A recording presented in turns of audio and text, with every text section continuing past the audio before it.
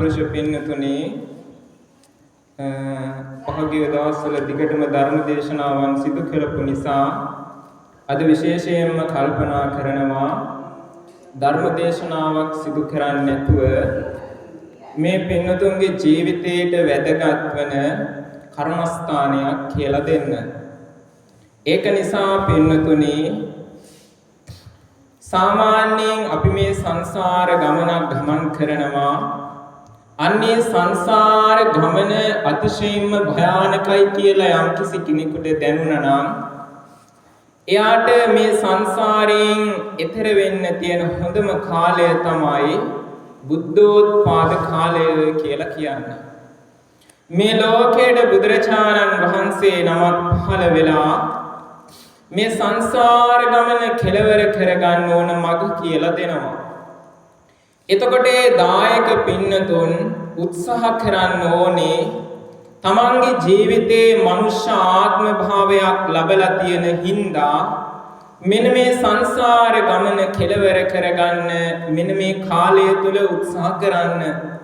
අනේ ඒකට තමයි තථාගත බුදුරජාණන් වහන්සේ සතිපට්ඨාන සූත්‍ර ධර්ම දේශනාව දේශනා කළේ. සතිපට්ඨාන සූත්‍ර ධර්ම දේශනාව තුළින් සතිපට්ඨාන භාවනාවන් කියලා දෙනවා.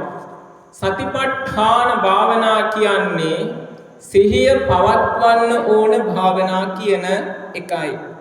එතකොට පින්නතුනේ අද අපි මේ ලෝකෙ දිහා බැලුවාම අපිට පේන දෙයක් තියෙනවා. ඒ පේන දේ තමයි ඕනතරම් සිල් සමාදන් වෙනවා, ඕනතරම් බණ දහම් පුරුදු පුහුණු කරනවා. හැබැයි Taman තාම පෘථග්ජනයි. එයාලා තාම මේ සංසාරයෙන් එතන වෙන මග හරියට දන්නෙත් නැහැ. හැබැයි ඇහුවොත් අවුරුදු ගණන් සිල් අරගෙන තියෙනවා. ඇහුවොත් අවුරුදු 16 ඉඳලා අවුරුදු 60යි 70යි සිල් අරන්. හැබැයි තමන්ගේ ජීවිතේ දිහා හැරිලා බැලුවාම තමන්ගේ ජීවිතේ තමන් තාමත් ඉන්නේ පෘථග්ජන භාවයේ. ඒකට හේතුව තමයි පින්නතුනි මේ බුද්ධ ශාසනයක් තුල කර්මස්ථානයක් ඉගෙන ගන්නේ නැති කෙනාට නිවන් දැකීමක් නැහැ. හැම කෙනෙක්ම කර්මස්ථාන වැඩුවට බෑ. කර්මස්ථානයේ වඩන ක්‍රමය දැනගන්න ඕනේ. ඒ වගේ මේ කර්මස්ථානයෙන් ලබන්න පුළුවන් ධ්‍යාන මට්ටම් දැනගන්නත් ඕනේ. ඊට පස්සේ කර්මස්ථානයෙන් මාර්ගඵල ධර්ම අවබෝධ වෙන හැටි දැනගන්නත් ඕනේ. මාර්ගඵල ධර්ම අවබෝධ කරගන්නේ කොහොමද කියලා දැනගන්නත් ඕනේ. ඔන්න ඔය කරුණු කාරණා දන්නේ නැතිව මොනතරම් අනිත්‍යයි දුක්ඛයි අනාත්මයි කියලා කිව්වත් මම නෙමේ, මගේ නෙමේ, මගේ ආත්මය නෙමේ කියලා මොනතරම් වෙලාවක් මැතිරුවත් එයාට සෝවාන් ආදී මාර්ගඵල ධර්ම කිසිම දවසක ලැබෙන්නේ නැහැ. මොකද පින්නතුනි ලෞතර බුදුරජාණන් වහන්සේගේ ධර්මය නුවණින් මෙනෙහි කරන කෙනාට විතරයි පුළුවන් මේ ධර්මය අවබෝධ කරන්න. එතකොට බුදුරජාණන් වහන්සේ දේශනා කළපු ධර්ම මොනවාද?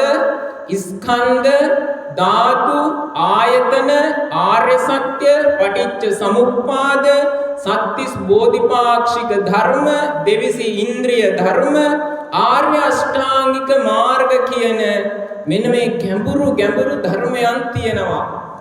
අන්න ඒවා නුවණින් මෙනෙහි කරන්නේ නැති කෙනා හැමදෑමත් පෘථග්ජනයි තමයි.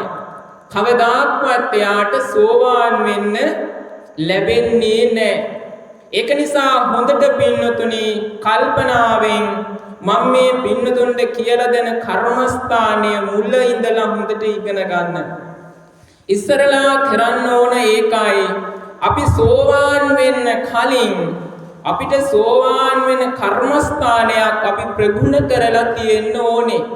එහෙම නැතුව Tamanට හිතන භාවනා කරා කියලා කිසිම කෙනෙකුට සෝවාන් වෙන්න හැකියාවක් ලැබෙන්නේ නැහැ මේ ජීවිතේ.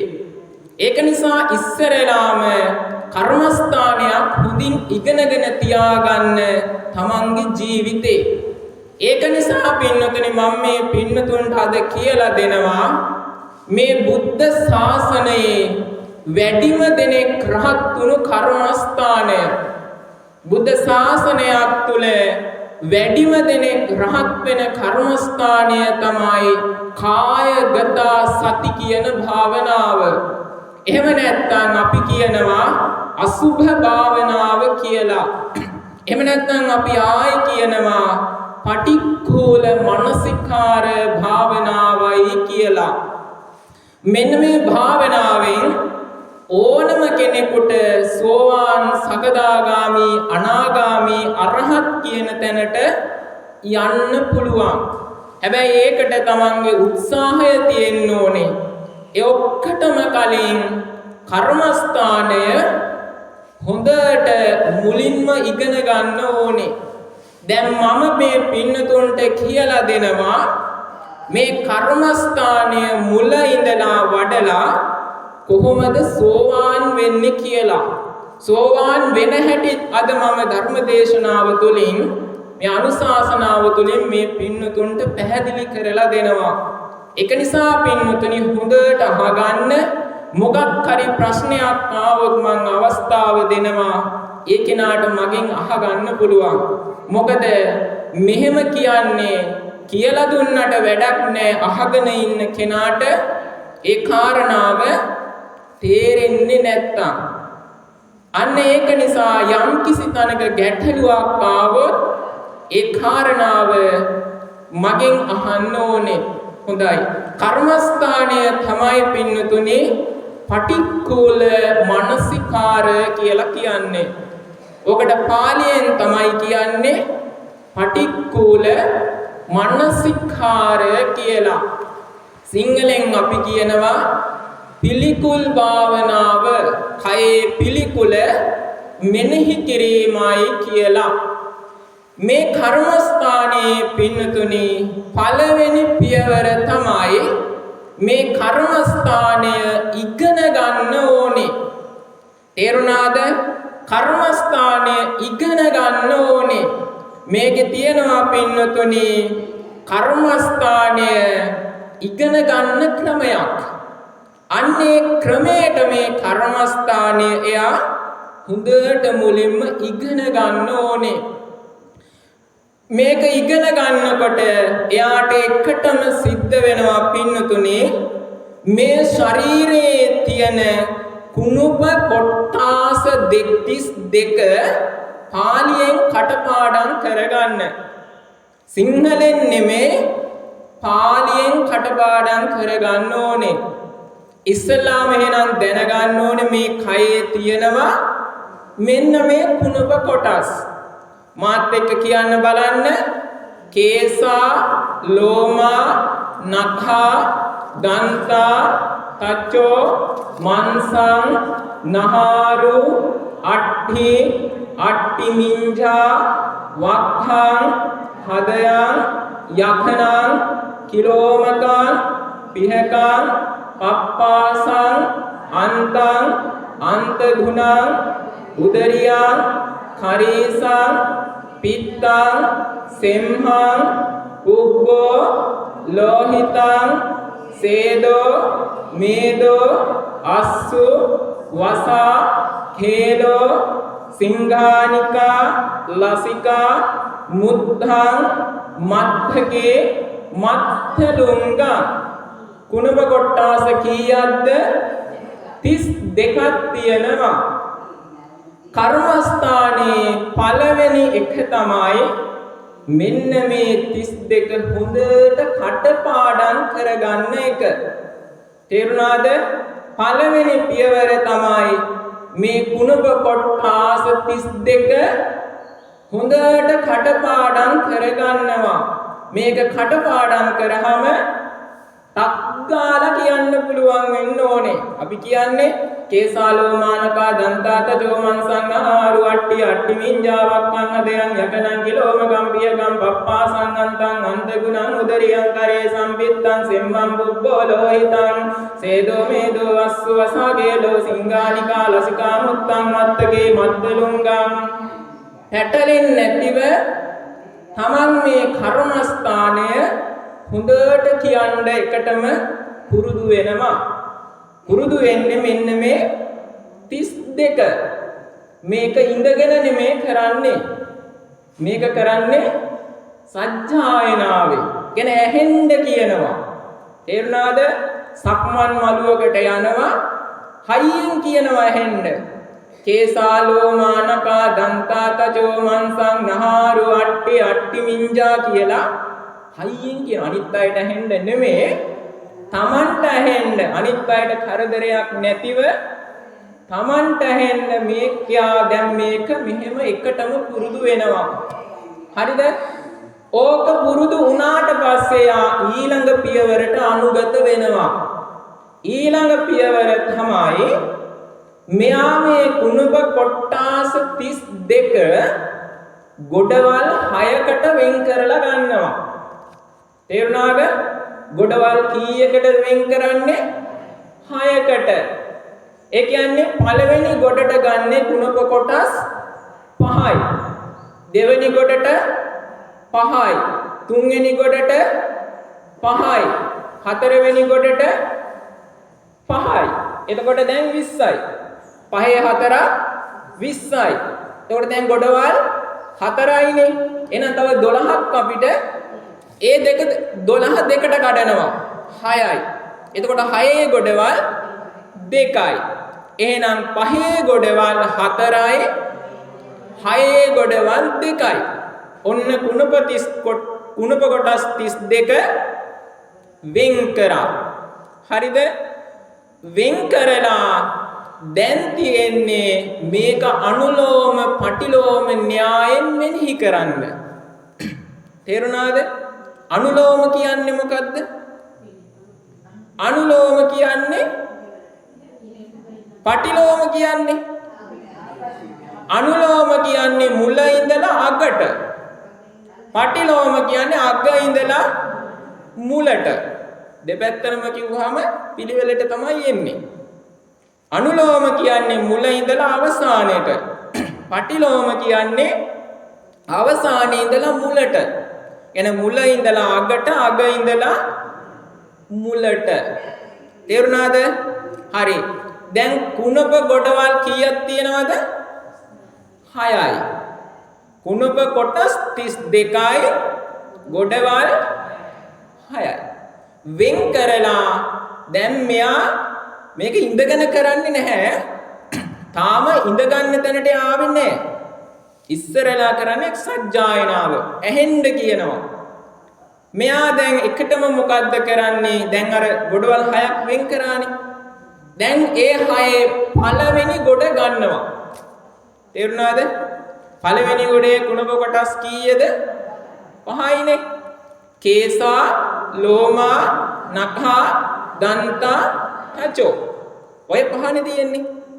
ඔය 5 අනුලෝම පටිලෝම අනුලෝම පටිලෝම මෙනෙහි කරනවා. තේරුණාද? මෙන්න මෙහෙම කේසා ලෝමා නඛා දන්තා තචෝ තචෝ දන්තා නඛා ලෝමා කේසා. පැහැදිලිද? කියන්න බලන්න. කේසා ලෝමා නඛා දන්තා තචෝ තචෝ දන්තා නඛා ලෝමා කේසා. ඊතර ගිහිල්ලා හොඳට පුරුදු වෙන්න ඕනේ. හරිද? එකේ ඉඳලා 5ට 5 ඉඳලා 1ට මේක එකපාරක් කියලා කර්මස්ථානයේ හරි කියලා නිකන් ඉන්නේ නැහැ. මාසයක් විතර කියන්න ඕනේ. එහෙම කියනකොට S2 පියාගත්තත් Tamanට මේක කේසා ලෝමා නඛා දන්තා තචෝ තචෝ දන්තා නඛා ලෝමා කේසා පැටලෙන්නේ. මුල ඉඳලා අගට අග ඉඳලා මුලට. තේරුණාද? මේක තමයි පළවෙනි ගොඩ මෙනෙහි කරන විදිය.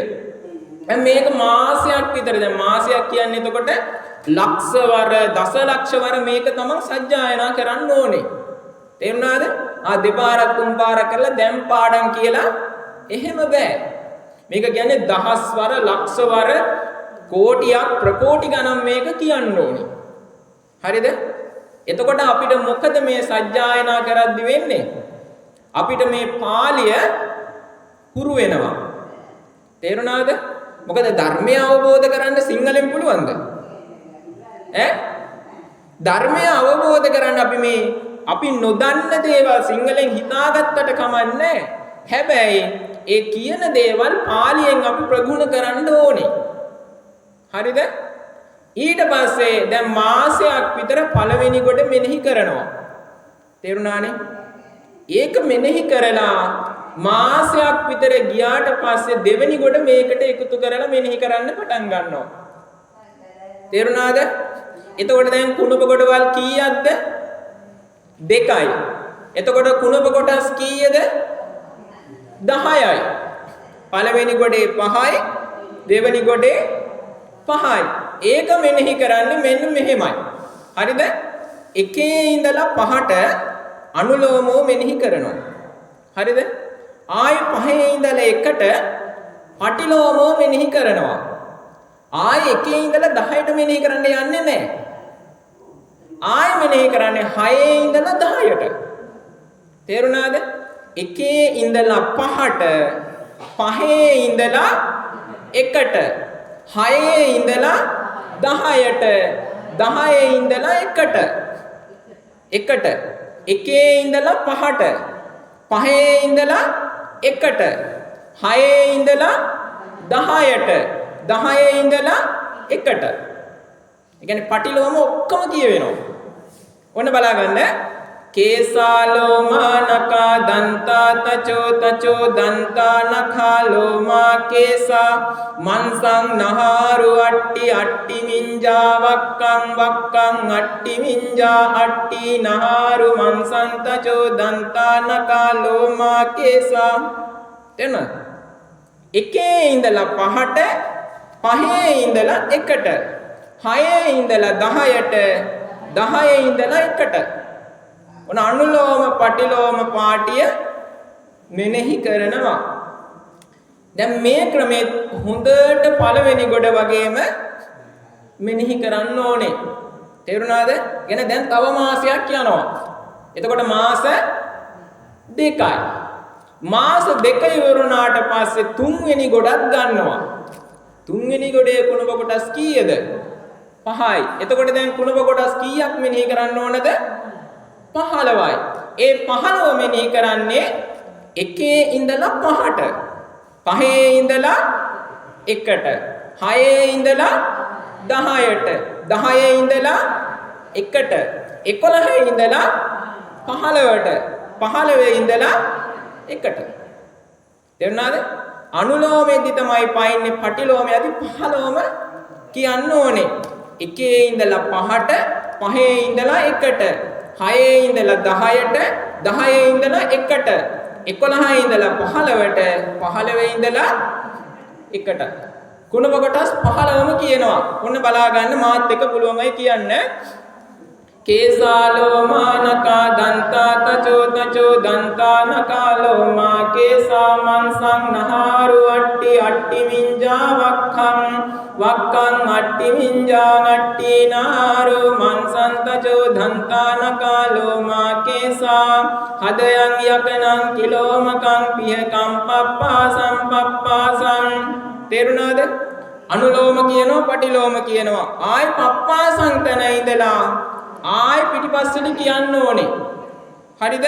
ඔන්න බලන්න. දැන් මාත් එක්ක මේ අනුලෝම පටිලෝම පාළය මේ 15ම දැන් අපි මේ මං කියන්නේ ඔයාලට මේක දැනගන්න විතරයි. හොඳේ?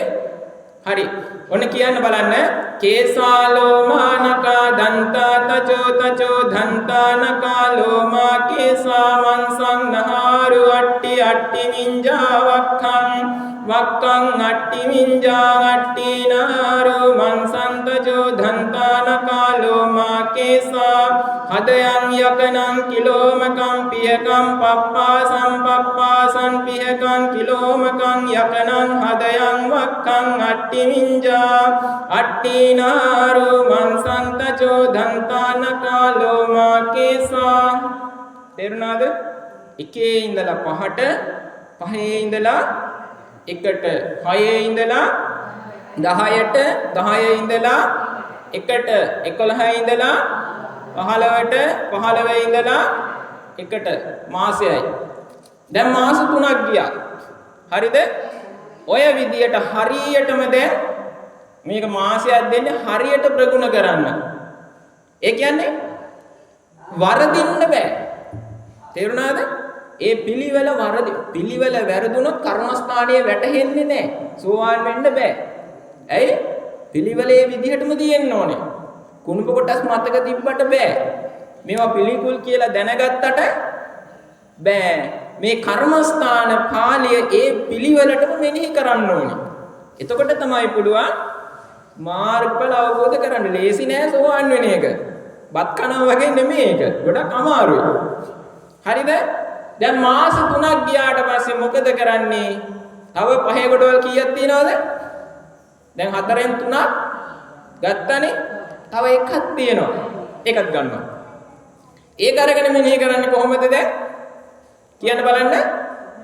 එකේ ඉඳලා පහට, පහේ ඉඳලා එකට, හයේ ඉඳලා 10ට, 10 ඉඳලා එකට, 11 ඉඳලා 15ට, 15 ඉඳලා එකට, 16 ඉඳලා 20ට, 20 ඉඳලා එකට.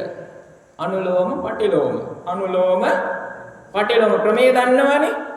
එහෙනම් කියන්නේ මම සජ්ජායනා කරවන්නේ. හරිද? මම අවසානික කරවලා පෙන්නන්නම්. තේරුණාද දැන්?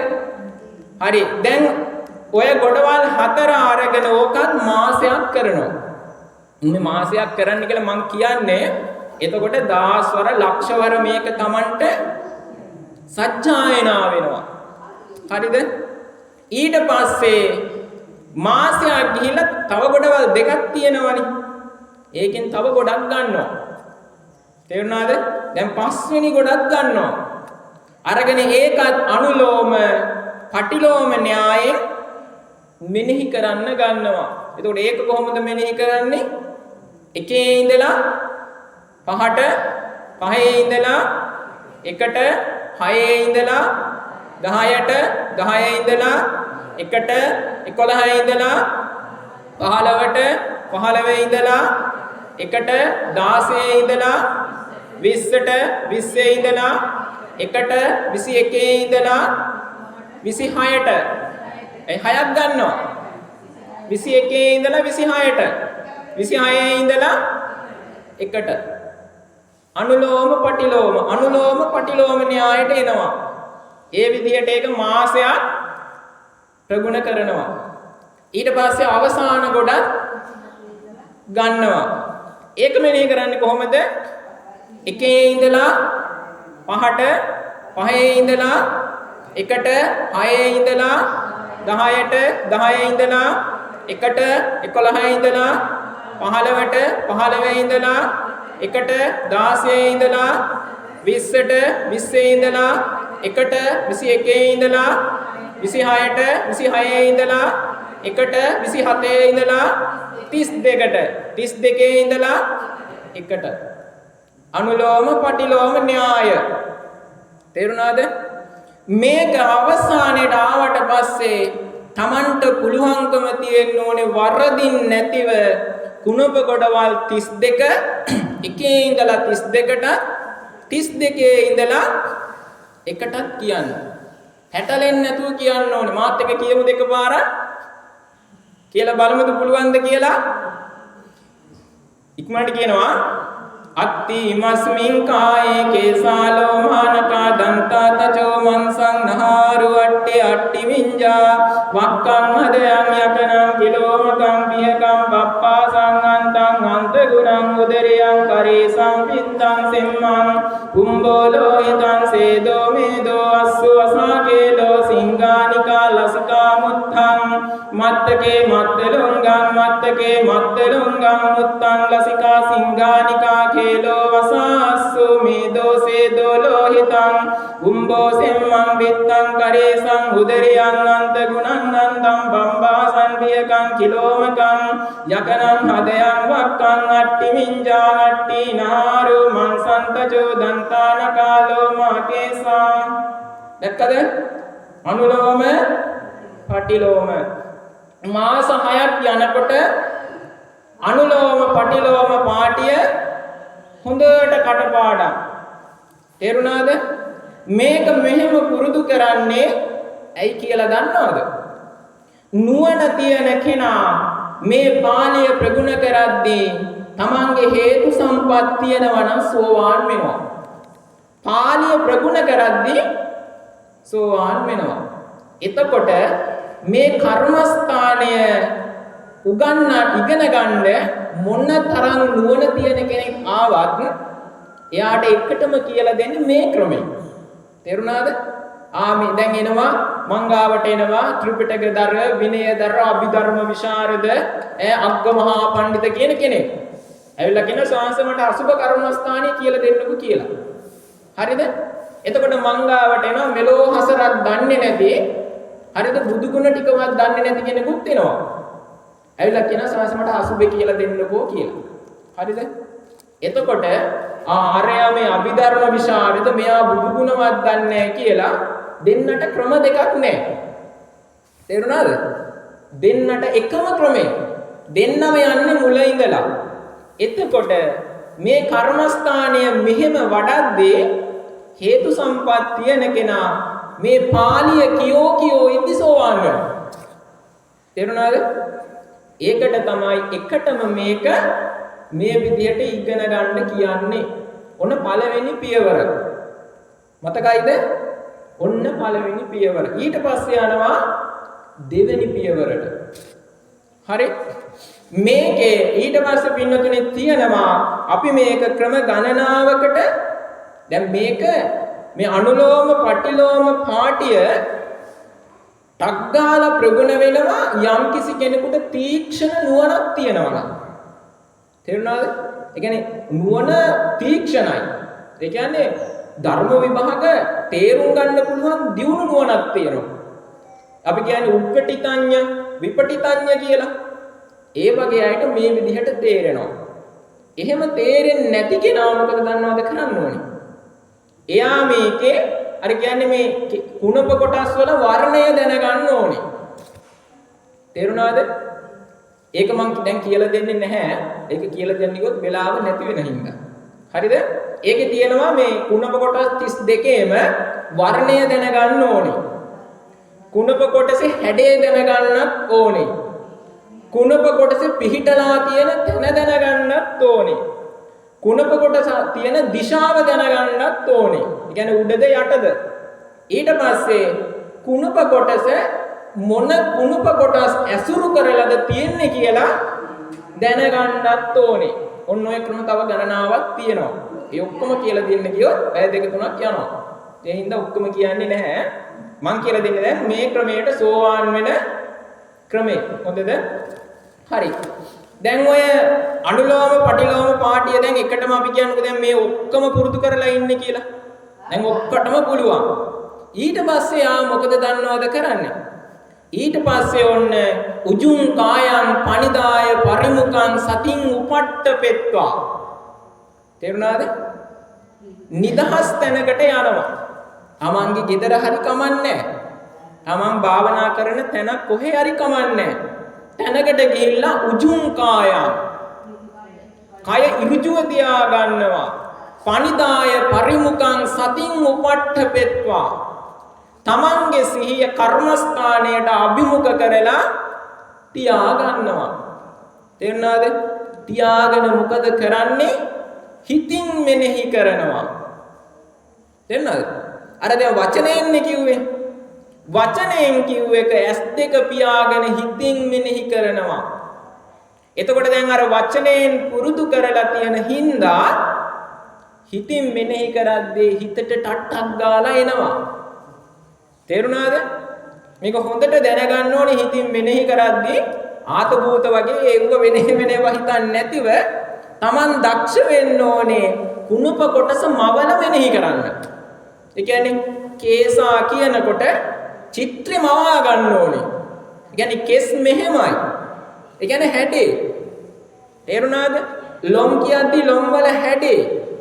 ඊට පස්සේ හදයන් කියද්දී හදවතේ හැඩේ. Taman හිතින් මෙනෙහි කරගන්න ඕනේ චිත්‍ර රූපයක් විදිහට.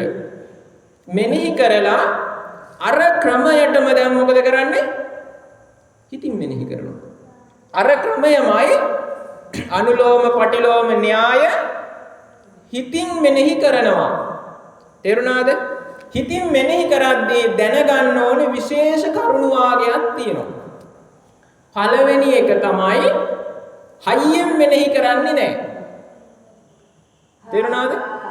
ඒ කියන්නේ කියෝගෙන යන්නේ නැහැ. කර්මස්ථානයේ එහෙම ඒ කියන්නේ කේසාලෝමාන කදන්ත තජෝ කියලා එහෙම කියන්නේ නැහැ. තේරුණා මං කියපේක? කර්මස්ථානයේ වේගින් කියන්නේ නැහැ. ඊළඟ කාරණාව තමයි කර්මස්ථානය හිමීට කියන්නේත් නැහැ. ඒ කියන්නේ අර ගොළුබෙලි ගමන් කර්මස්ථානෙ තියාගන්න බෑ. තේරුණාද? වේගෙන් මෙනෙහි කරන්නෙත් නැහැ. හිමින් මෙනෙහි කරන්නෙත් නැහැ. ඒ කියන්නේ අපි කියන්නේ හැම දෙයකම මොකද්ද තියෙන්න ඕනේ? බුදුරජාණන් වහන්සේ කිව්වේ හැම දෙයකම මොකද්ද තියෙන්න ඕනේ? මධ්‍යම ප්‍රතිපදාව වෙන්න ඕනේ. මජ්ක්‍ධිමා පටිපදා. හැම දෙයකම මධ්‍යමයි. ඒ කියන්නේ හයියෙන් මෙනෙහි කරන්න යන්නේ නැහැ. හිමින් මෙනෙහි කරන්නේ නැහැ. තමන්ගේ ප්‍රකෘති ස්වභාවයෙන් මේක අපි මධ්‍යම විදිහට ඔන්න දැන් මෙනෙහි කරනවා. කියන්නේ කේසා ලෝමා නඛා දන්තා තචෝ දන්තා නඛා ලෝමා කේසා මන්සං නාරු අට්ටි මිංජා වක්කං අට්ටි මිංජා අට්ටි නහාරු මන්සං තචෝ දන්තා නඛා ලෝමා කේසා. තේරුණාද? හදයන් යකනං කිලෝමකම් පිහකම් පප්පාසන් පිහකං කිලෝමකම් යකනං හදයන් වක්ඛං අට්ටි විඤ්ඤා අට්ටි නාරු මන්සං තචෝ ධන්තාන කාලෝමා කේසා අන්තං වන්ත ගුණං උදරියං කරී සම්පිත්තං පිත්තං කරේසං උදරියං අන්ත ගුණං අන්තං පප්පාසං පිහකං කිලෝමකං යකනං හදයං වක්කං අට්ටි මිංජා අට්ටි නාරු මන්සං තචෝ ධන්තාන කාලෝමා කේසා සෙම්මං බුම්බෝ ලෝහිතං සේදෝ මේදෝ අස්සු මේදෝ සේදෝ ලෝහිතං බුම්බෝ සෙම්මං බිත්තං කරේසං උදරයං අන්තගුණං අන්තං පම්පාසං බිහකං කිලෝමකං යකනං හදයන් වක්කං අට්ටි මිංජා අට්ටි නහාරු මන්සං තචෝ ධන්තාන කාලෝමා කේසා වසාකේලෝ සිංගානිකා ලසිකා මුත්තං මත්තකේ මත්තලුංගං මුත්තං ලසිකා සිංඝානිකා කේලෝ වසා අස්සු මේදෝ සේදෝ ලෝහිතං බුම්බෝ සෙම්මං බින්දං කරේසං උදරයං අන්තගුණං අන්තං බම්බාසං බියකං කිලෝමකං යකනං හදයන් වක්කං අට්ටි මිංජා අට්ටි නාරු මන්සං තචෝ දන්තාන කාලෝමා කේසා. තේරුණාද? හිතින් මෙනෙහි කරනවා. මම මේ වචනෙන් කිව්වට මේක මෙනෙහි කරන්නේ කොහොමද? හිතින්. තේරුණාද? හිතින් මෙනෙහි කරගෙන ඉන්නකොට මේකෙ පින්නතුනි දැන් අපි දක්ෂ වෙන්න ඕනේ. මේ කුණප කොටස් දැන් 32ක් තියෙනවානේ.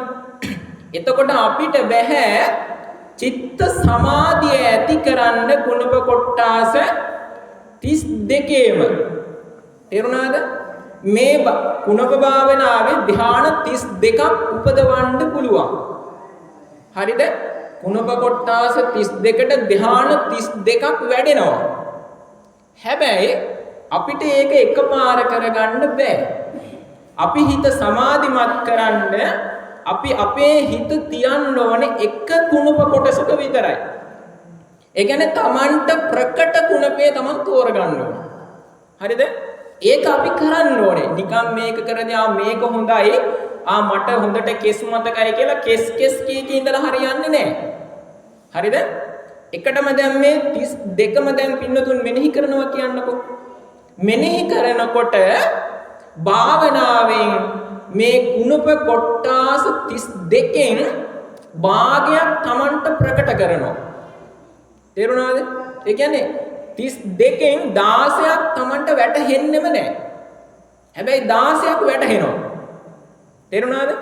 එහෙම වුණ ගමන් මොකද කරන්නේ? අර වැටහෙන්නේ නැති කුණප කොටස් ටික අයින් කරනවා. ඒක ආයෙ මෙනෙහි කරන්න යන්නේ නැහැ. ඒක අතාරිනවා. අතහැරලා අර ප්‍රකට වෙච්ච කොටස් 16 තියෙනවානේ. ඒ 16 මෙනෙහි කරනවා. තේරුණාද? ඒක අපිට පිළිවෙලකට එන්නේ නැති වෙන්න පුළුවන්. හැබැයි Tamanට ප්‍රකටයිනේ. ප්‍රකට ටික දැන් එකින් එක මෙනෙහි කරනවා. හරිද? 16ම මෙනෙහි කර ඉද්දී තව ටික කාලයක් යනවා. තව ටික කාලයක් යද්දී අර 16න් තව ටිකක් ප්‍රකට කරලා දෙනවා.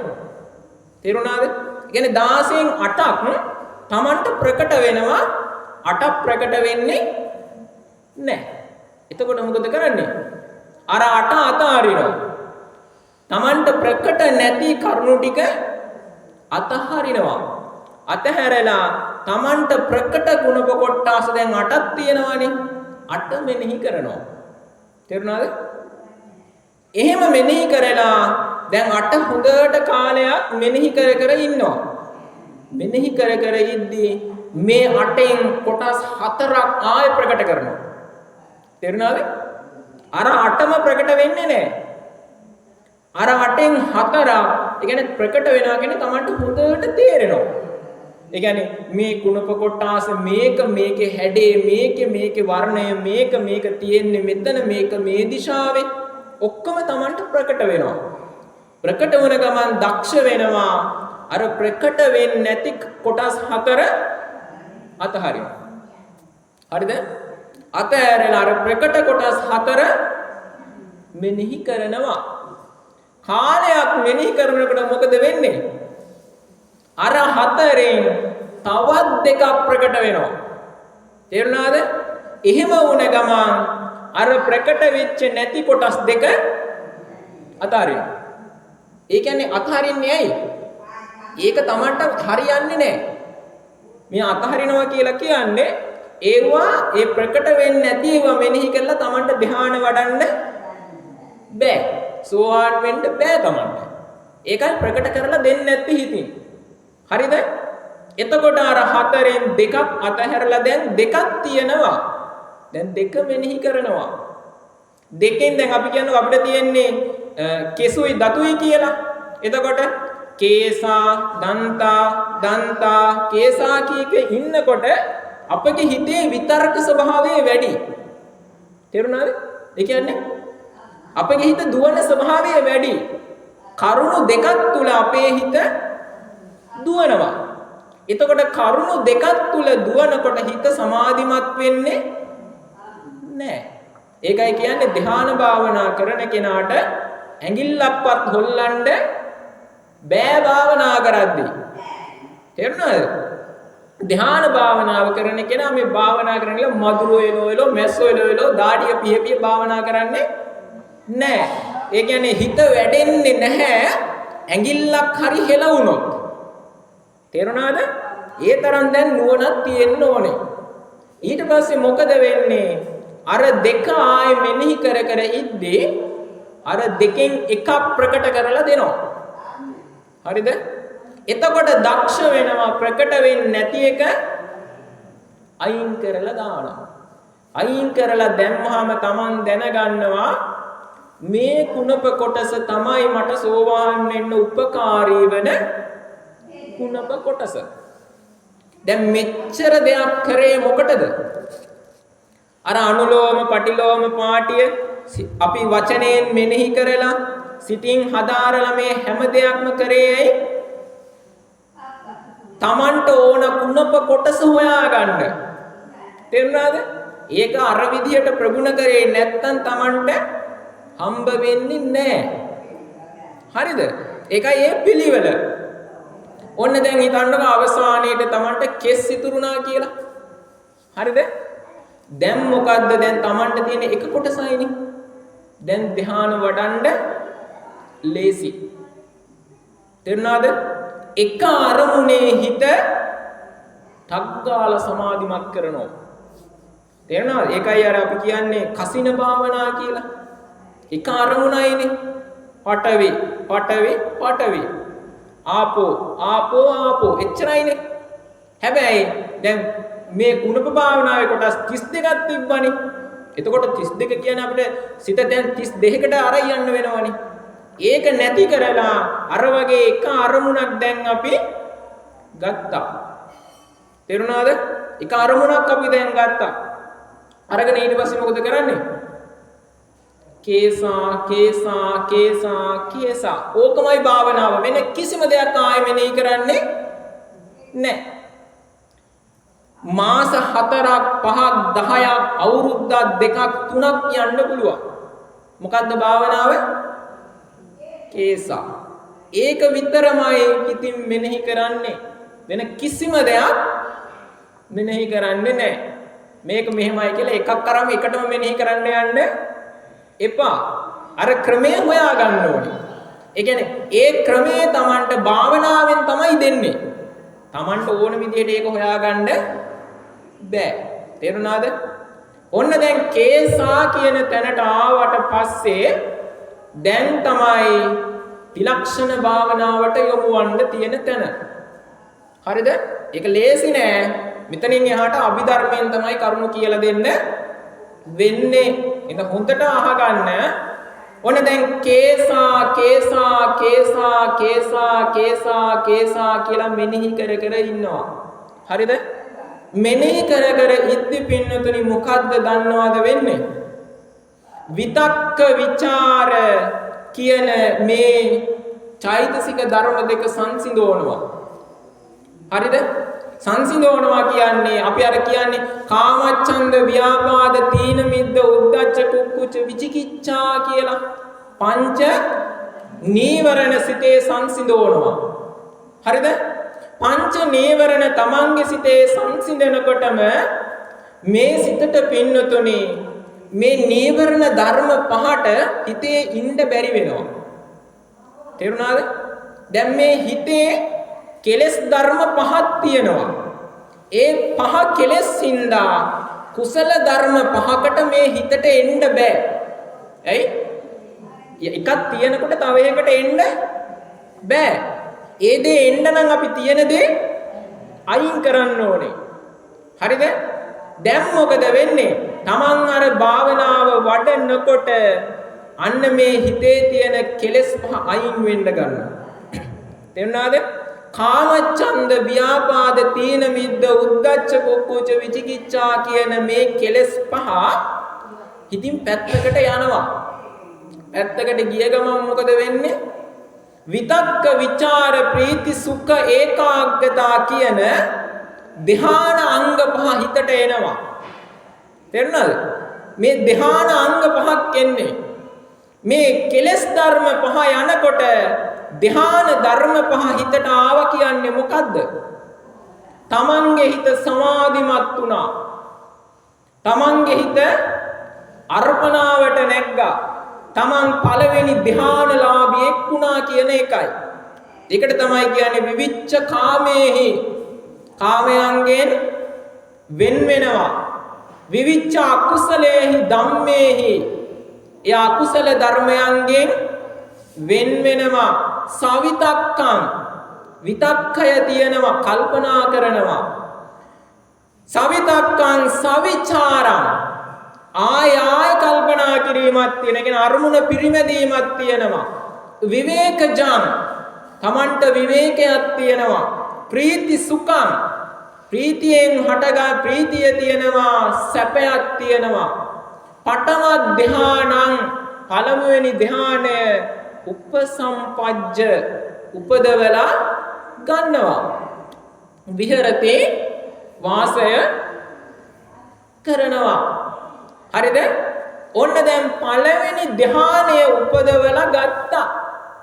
ඒකට තමයි කායගත සති භාවනාව තියෙන්නේ. නැතුව සෝවාන් වෙන්න නෙමෙයි. එන්නාද? කායගත සතියෙන් සෝවාන් වෙන්න පුළුවන්ද? වෙන්න බෑ.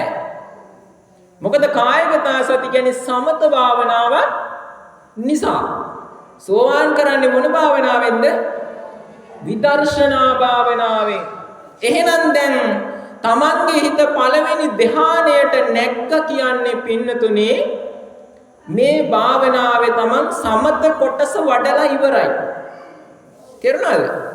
සමත කොටස දැන් තමන් වඩලා ඉවරයි. ආයෙ සමත වඩන්න දෙයක් නැහැ. ඔන්න මෙතන ඉඳලා අභිධර්මයෙන් කරුණු කියවෙනවා. හරිද? දැන් මොකද කරන්නේ?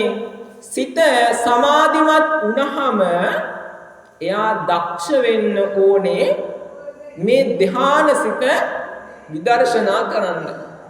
තේරුණාද? එතකොට තමයි සෝවාන් වෙන්න පුළුවන්. සෝවාන් වෙන්න ලේසි නෑ. හරි? අර ආනන්ද ස්වාමීන් වහන්සේ දැක්කලෝ ආනන්ද ස්වාමීන් ගමනක් යනකොට ලිච්ඡවි රාජකුමාරයෝ දැන් සෑහෙන දුරක තියෙන යතුරු හිලකින් ඊතලයක් යන්න විදිනවලු දැන්. ඒක තමයි ඉලක්කේ. අපි ගන්නකො මීටර් 500ක් දුරින් දොරක් තියෙනවා. ඕකේ තියෙනවා යතුරු හිලක්. ඕකෙන් මීටර් 500ක් දුර ඉඳලා ලිච්ඡවි රාජකුමාරයෝ ඊතලයකින් විදිනවා අර දොරේ තියෙන යතුරු හිලෙන් ඊතලේ යන්න. ඕක ආනන්ද හාමුදුරුවෝ දකිනවා. ඒකලා බුදුහාමුදුරන් ගිහිල්ලා කියනවා තථාගතයන්න් වහන්සේ ලිච්ඡවි රාජකුමාරයෝ මාර අමාරු දෙයක් කරනවානේ. මොකද්ද කියලා ඇහුවා. කිව්වා ස්වාමීනි අර දුර තියෙන දොරක යතුරු හිලකින් යන්න ඊතලයක් විදිනවා කිව්වා. බුදුරජාණන් වහන්සේ ආනන්ද ඕකද අමාරු මම මේ කියන එකද අමාරු කියලා ඇහුවා. මොකද්ද බුදුරජාණන් වහන්සේ දේශනා කළේ? බුදුරජාණන් වහන්සේ දේශනා කළා අස්සේකුගේ අස්ලෝමයක් ගන්නවා. අස්ලෝමේ මොන වගේද කියලා කියන්න ඕනේ නැහැ නේද? පොල් පරාටක් වගේ ලොකු නෑනේ. කෙස් ගහක් වගේනේ. අස්ලෝමයක් අරගෙන මේක හතට පලනවා. අස්ලෝමේ හතට පලනවා. හතට පලලා අරකින් හතෙන් දෙකක් ගන්නවා. හරිද? දෙකක් අරගෙන එකක් දුර තියලා අනිත් එකකින් විදිනවා. මොකක්ද ආනන්ද අමාරු කියලා ඇහුවා. කිව්වා ස්වාමීන් වහන්සේ යතුරු හිලෙන් විදින එක මොකක්ද කියලා ඇහුවා. මේකනේ අමාරු කිව්වා. ඊට භාග්‍යවතුන් දේශනා කළා ආනන්ද සෝවාන් වෙනවා කියන්නේ උයිටත් වැඩිය අමාරු කිව්වා. එහෙනම් ලේසි නෑ. තේරුණාද? හරි. ඔන්න දැන් මොකද? දැන් ධ්‍යානෙ ඉපදුනානේ. ධ්‍යානෙ ඉපදුන ගමන් දක්ෂ වෙනවා නාම රූප ධර්ම දෙක වෙන් කරගන්න. තේරුණාද? මොකද විදර්ශනා කරන්නේ මොනවාද? නාම රූප. කුණප කොටස් විදර්ශනා කරනවද? මේ කෙස් ගහ අනිත්‍යයි දුක්ඛයි අනාත්මයි කියලා විදර්ශනා කරනවද? නෑ. මේ ඇහැ ගන්නවද අනිත්‍යයි දුක්ඛයි අනාත්මයි? නෑ. නාම රූප ධර්ම විදර්ශනා කරන්නේ. තේරුණාද? එහෙනම් දැන් මොකද? දැන් තමන්ගේ හිතේ තියෙනවා පින්නතුනි නාම රූප ටිකක්. මේ නාම රූප ධර්ම ටික දැන් තමන් හොයා ගන්න ඕනේ. තේරුණාද? හොයා ගන්න පින්නතුනි ඒක මාරම අමාරු දෙයක්. හරිද? මේ මාරම අමාරු දේ කොහොමද කියනවා නම් දැන් මේ පින්නතුන් බෝට්ටුවක නැගලා මුහුදේ යනවා. හරිද? බෝට්ටුවක නැගලා මුහුදේ යද්දි මමත් ඔගේ පැත්තකින් ඉන්නවා. හරිද? ඊට පස්සේ දැන් ඔය මුහුදට ගංගා යමුනා අචිරවතී සරබු මහී කියන පංච මහා ගංගා වලින් වතුර එනවා. හරිද? මම පැත්තක ඉඳලා කියනවා අම්මා ඇඟිල්ල දාලා මුහුදෙන් වතුර ටිකක් ගන්න. අරගෙන මට කියන්න ඕක මොන ගඟේ වතුරද කියලා. කියන්න පුළුවන්ද? ඇයි බැරි? කියන්න බෑ. මුහුදට ගංගාවලින් යන වතුර ඔක්කොම වඩබාගින්නෙන් දවලා සියල්ලම ලුණු භාවයට පත් කරනවා. එතකොට අපිට කියන්න බෑ මේක මේ ගංගා ගඟේ වතුර කියලා. අන්න හැබැයි ඒක කවුරු හරි කිව්වත් මේ සිතේ තියෙන චෛතසික ධර්ම ටික හොයන එක ඊටත් වැඩිය අමාරුයි. ඒ අමාරුගේ බුදුරජාණන් වහන්සේ දේශනා කළා. එතකොට මේ කර්මස්ථානය මෙතනින් එහාට වඩන කෙනා ඉස්සරලාම අභිධර්මයේ තියෙනවා චිත්ත චෛතසික ධර්ම සංපයෝග විභාග කියලා උගන්වන පාඩමක්. අන්නේ පාඩම හොඳට ප්‍රගුණ කරන්න ඕනේ. තේරුණාද? ඊට පස්සේ දක්ෂ වෙනවා මේ සිතේ තියෙන නාම රූප ධර්ම ටික දැන් වෙන් කර ගන්න. ඉස්සලා සිත මොකද්ද කියලා දැනගන්න බෑනේ. ඔන්න දැන් සිත මම මේ පිටුන්ට වෙන් කරලා කියලා දෙනවා. දැන් මම හරි ඉස්සරලා කිව්වා නේද? විතක්ක ਵਿਚාර ප්‍රීති සුඛ ඒකාග්‍රතා කියලා. අන්න ඒක තමයි සිත. තේරුණාද? විතක්ක විචාර ප්‍රීති සුඛ ඒකාග්‍රතා සහිත පඨම ධ්‍යාන රූපාවචර කුසල සිත. තේරුණාද? ඕකට මොකද්ද කියන්නේ? සිතට මොකද්ද කියන්නේ? නාමයක්. නාමය පැත්තකින් තිබ්බා. හරිද? නාමය පැත්තකින් තිබ්බට නාමය විතරක් විදර්ශනා කරනවද? නෑ. හැබැයි සිතේ තියෙන්නේ සිත විතරද? කාමනාද තියෙන්නේ? ඒක උපාදා ඒක නිරෝධා ඒකා ලම්බන වත්තුකා චේතෝ යුක්තා දීපඤ්ඤාස ධම්මා චේතසිකා. චෛතසිකක් තියෙනවා. ඊට පස්සේ දක්ෂ වෙනවා අර පළවෙනි සිතේ තියෙන චෛතසික ටිකකෝ ඇස් වලට පේනවද? පේන්නේ නැහැ. සිත දිහා බැලුවා කියලා චෛතසික පේන්නේ නැහැ. තේරුණාද? මේ සිතේ තියෙන චෛතසික ටිකකෝ කියන කල්පනා කරනවා. කල්පනා කරද්දී එයාට පේනවා මම දැනගන්න ඉඳ කියන්නම් පස්ස වේදනා සංඥා චේතනා ජීවිතේන්ද්‍රය ඒකාග්‍රතා මානසිකාර විතක්ක විචාර අදිමෝක්ෂ විරිය ප්‍රීති ඡන්ද සද්දා සති හිරි ඔත්තප්ප අලෝභ අද්දේශ తත්‍ර මංජත්තතා කාය පස්සද්දි චිත්ත පස්සද්දි කාය ලහුතා චිත්ත ලහුතා කාය මුදිතා චිත්ත මුදිතා කාය කම්මඤ්ඤතා චිත්ත කම්මඤ්ඤතා කාය පාගුඤ්ඤතා චිත්ත පාගුඤ්ඤතා කාය උජ්ජකතා චිත්ත උජ්ජකතා. ඊට පස්සේ මේ සිතේ තියෙන ප්‍රඥා කියන චෛතසික ධර්මය. මේකේ තියෙන කරුණා මුදිතා කියලා අප්පමඤ්ඤ චෛතසික දෙකක්. තේරුණාද? මෙන්න චෛතසික ටික කියලා වෙන් කරගන්නවා. තේරුණාද? එහෙනම් දැන් නාම කියන්නේ මොකද්ද? සිතයි චෛතසිකයි. සිතයි චෛතසික වලටයි කියනවා නාම. දැන් නාම කොට මොකද කරේ? හොයාගත්තා. තිබ්බ පැත්තකින්. ඊට පස්සේ නාමය විතරක් විදර්ශනා වෙනවද? නෑනේ. තාම නාදෝනේ. රූප. දැන් රූපත් හොයා ගන්න ඕනේ. එහෙනම් දැන් රූප උනේ මොකද්ද භාවනාවට? පඨවි ආපෝ තේජෝ වායෝ කියන සතර මහා ධාතු මුල් කරලා තියෙන රූප 27. අපි රූප 28යි කිව්වට හැමෝගෙම ගාව රූප 28ක් නෑ. 27යි තියෙන්නේ. ඇයි? ඉත්තිභාව පුම්භාව. ඉත්තිභාව රූපයේ තියෙන ස්ත්‍රිය ගාව විතරයි. පුම්භාව රූපයේ තියෙන පුරුෂයා ගාව විතරයි. එතකොට රූප කීයද කෙනෙක්ගේ? 27යි. 28ම આવොත් එයා උපතෝ ව්‍යංජක කෙනෙක් වෙනවා. හරිද? එහෙම නෑ. කාන්තාවට 27යි පුරුෂයාට 27යි. අන්න රූප ටික දැන් වෙන් කරලා ගන්නවා. දැන් නාම රූප ධර්ම ටික වෙන් කරලා අරගෙන මොකද කරන්නේ? දැන් මේ යන්නේ තනිකරම විදර්ශනාව. ඊට පස්සේ කල්පනා කරනවා මේ නාම රූප දෙකක් තියෙනවා. තියෙනවනේ? නාමයක් තියෙනවා. රූපයකුත් තියෙනවා. හැබැයි කල්පනා කරනවා මේ නාම රූප තියෙන්නේ කොහොමද? නාම රූප කියනෙවුවා නිකන්ද හටගන්නේ කොහොමද හටගන්නේ කියලා කල්පනා කරනවා. තේරුණාද? කල්පනා කරද්දි වැටහෙනවා නාම රූප නිකන් හටගන්නේ නැහැ. නාම රූප නිකන් හටගන්න විදියක් නැහැ. මොකක් නිසාද හටගන්නේ? හේතු නිසා. අන්න පටිච්ච සමුප්පාදයට තමන්ගේ හිත ගන්නවා. තේරුණාද? එතකොට මේ සෝවාන් වෙන එක පින්නතුනේ කොහෙන් ගියත් පටිච්ච සමුප්පාදයෙන් තමයි අවසන් වෙන්නේ. හරිද? ඊට පස්සේ තමයි ත්‍රිලක්ෂණයට යන්නේ. ඊට පස්සේ තේරුම් ගන්න නාම රූප තියෙන්නේ මොකක් නිසාද?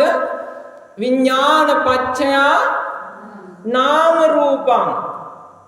නාම රූප පච්චයා විඥානං. විඥාන පච්චයා නාම රූපං. නාම රූප පච්චයා විඥානං. අඤ්ඤමඤ්ඤ ප්‍රත්‍ය තියෙනවා. එයා නිසා මෙයා ඉන්නවා. මෙයා නිසා එයා ඉන්නවා. නැව නිසා මගියා යනවා. මගියා නිසා නැව යනවා.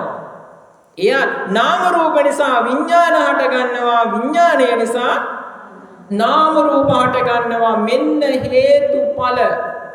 හේතුවක් තියෙනවා. හේතුව නිසා ඵලයක් තියෙනවා. එහෙනම් අන්න පටිච්ච සමුප්පාද ධර්මය නුවණින් මෙනෙහි කරනවා. තේරුණාද? පටන් ගත්තේ කොහෙන්ද? කායගත සතියෙන්. දැන් ආවේ කොහෙටද? පටිච්ච සමුප්පාදයට. මේ එකම භාවනාව. එකම භාවනාව තමයි පින්නතුනි සෝවාන් ඵලයේ දක්වා යන්නේ. හරිද?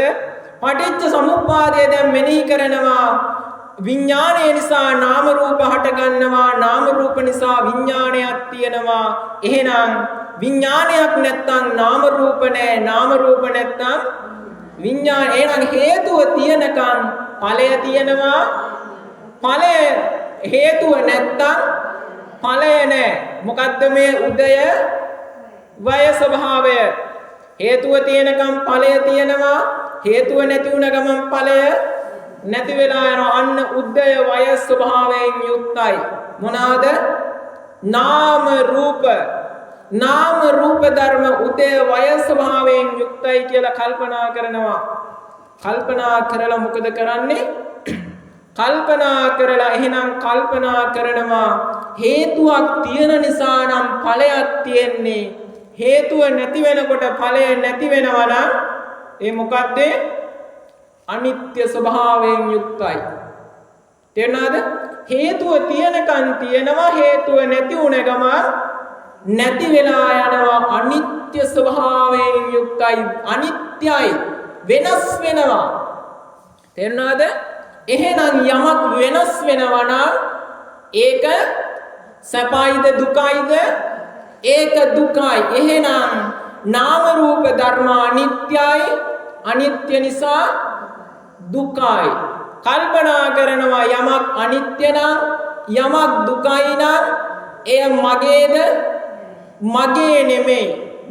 නාම රූප ටික මට ඕන විදිහට ඉන්නවද? ඉන්නේ නැහැ. එහෙනම් ආත්මයක් නෙමෙයි අනාත්මයි. නාම රූප ධර්ම එක්ක අනිත්‍යයි, එක්ක දුකයි, එක්ක අනාත්මයි කියලා තුනෙන් එකක් මෙනෙහි කරනවා. තුනම මෙනෙහි කරන්නේ නෑ. එකයි. එක්ක අනිච්චානුපස්සනා, එක්ක දුක්ඛානුපස්සනා, එක්ක අනාත්මානුපස්සනා. තුනෙන් එකක් මෙනෙහි කරනවා. නාම රූප ධර්ම අනිත්‍ය නම් අනිත්‍යයි, අනිත්‍යයි, අනිත්‍යයි. දුකයි නම් දුකයි, දුකයි, දුකයි. අනාත්ම නම් අනාත්මයි, අනාත්මයි, අනාත්මයි කියලා දැන් මෙනෙහි කර කර ඉන්නවා. හරිද? මෙනෙහි කර කර ඉද්දි මොකද දන්නවද වෙන්නේ? තමන්ගේ ඉන්ද්‍රිය ධර්ම පහක් සමව වැඩෙනවා. සද්ධා, විරිය, සති, සමාධි, ප්‍රඥා. සද්ධා බුදුරජාණන් වහන්සේ පිළිබඳ පැහැදීම එන්න වැඩි වෙනවා. ඇයි? තමන්ට ප්‍රකටයි බුදුහාමුදුරෝ දේශනා කළපු ධර්මය මේ ඇත්තනේ. තමන්ට ප්‍රකටයි. තේරුණාද? සද්ධා, විරිය. මම මේක අවබෝධ කරන්න ඕනා කියලා තමන්ට මහා වීරියක් එනවා. සති, තමන්ගේ සිහිය පවතිනවා. කර්මස්ථානය තුල සිහිය පවතිනවා. සමාධි, සිත එකඟ වෙලා තියෙන්නේ. ප්‍රඥා, නුවණ තියෙනවා. මෙන්න මේ ධර්ම පහ පින්නතුනි සමව වැඩෙනවා. කියන්නේ ශ්‍රද්ධාව අභිභවල ප්‍රඥාව යන්නේ නැහැ. ප්‍රඥාව අභිභවන්නේ ශ්‍රද්ධාව. මේ ඔක්කොම සමව වැඩෙනවා. සමව වැඩෙද්දි මෙයා මොකද කරන්නේ? අර දේශනා කළා මෝග රාජ කියන සූත්‍ර දේශනාවේ සදා සතෝ හැමතිස්සෙම සිහියෙන් ඉන්න. සිහියෙන් ඉන්නකොට මොකද වෙන්නේ පින්නතුනි? තමන්ගේ ඉන්ද්‍රිය ධර්ම ටික වැඩිලා හින්දා අන්න එයා සෝවාන් කරන සෝතාපන්න වීතිය හට ගන්නවා. චිත්ත වීතියක්. තේරුණාද? චිත්ත වීතියක් හට ගන්නවා. චිත්ත වීතියක් හට ගන්නවා කියන්නේ පින්නතුනි තමන්ගේ ප්‍රකෘති භවාංග චිත්ත සන්තතියේ එක චිත්තක්ෂණයක් ඉක්මවලා යනවා. ඒක ඉක්මවලා ගියාට පස්සේ මොකද වෙන්නේ පින්නතුනි? තමන් සෝවාන් කරන අරමුණ ඇවිල්ලා තමන්ගේ භවාංග චිත්ත සන්තතිය වදිනවා. වැදුන ගමන් මොකද වෙන්නේ? භවාංග සිත සැලෙනවා. සැලුණ ගමන් මොකද වෙන්නේ? අර භවාංග සිත වෙන් වෙනවා. භවාංග සිත වෙන් වුණ ගමන් පින්නතුනි අහේතුක ක්‍රියා මනෝ ద్వාරා වජ්ජන කියන සිත අන්නේ චිත්ත වීදිය හතරවෙනි සිත විදියට එකපාරක් හටගෙන මොහොතෙම නිරුද්ධ වෙලා යනවා. නිරුද්ධ වෙලා ගිය ගමන් පරිකර්ම උපචාර අනුලෝම කියලා ජවන්සිත තුනක් දුවනවා. මේ ජවන්සිත තුනෙන් සියලු සංස්කාර ධර්ම අනිත්‍යයි දුක්ඛයි අනාත්මයි කියලා ත්‍රිලක්ෂණයට නගලා දෙනවා. තේරුණාද? ත්‍රිලක්ෂණයට නගලා දුන්න ගමන් මොකද වෙන්නේ? පෘථග්ජන ගෝත්‍රයෙන් ඔයාව ඈතර කරවනවා කියලා සිතක් හට ගන්නවා. ගෝත්‍ර භූ කියලා සිතක්. ගෝත්‍ර භූ සිත හටගෙන එක චිත්තක්ෂණයයි නිරුද්ධ වෙලා යනවා. නිරුද්ධ වෙලා ගිය ගමන් සෝතාපන්න මාර්ගසිත හට ගන්නවා. හටගත්ත ගමන් මොකද වෙන්නේ? අන්න ධර්මයේ අකාලික කියන තැනට එනවා. ඒ කියන්නේ අකාලිකයි කියන්නේ මොකද්ද? අකාලිකයි කියන්නේ කාලේන ධර්ම සාකච්ඡා නෙමෙයි. කාලීන ධර්ම දේශනා නෙමෙයි අකාලිකයි කියන්නේ. කාලයට සුදුසුයි කියන එක නෙමෙයි. අකාලිකයි කියන්නේ පින්නතුනි අර සෝතාපන්න කියන මාර්ගසිත හටගෙන ඊළඟ චිත්තක්ෂණේ සෝතාපන්න එයා සෝතාපන්න ඵලසිත හට ගන්නවා. අන්න අකාලිකයි කාලයක් නෑ යාට. තේරුණාද? අන්න සෝතාපන්න ඵලසිත හටගත්ත පස්සේ පින්නතුනි ආයි තමන්ගේ ප්‍රකෘති භවාංග සිත පාතනය කරනවා. අන්න යා සෝතාපන්න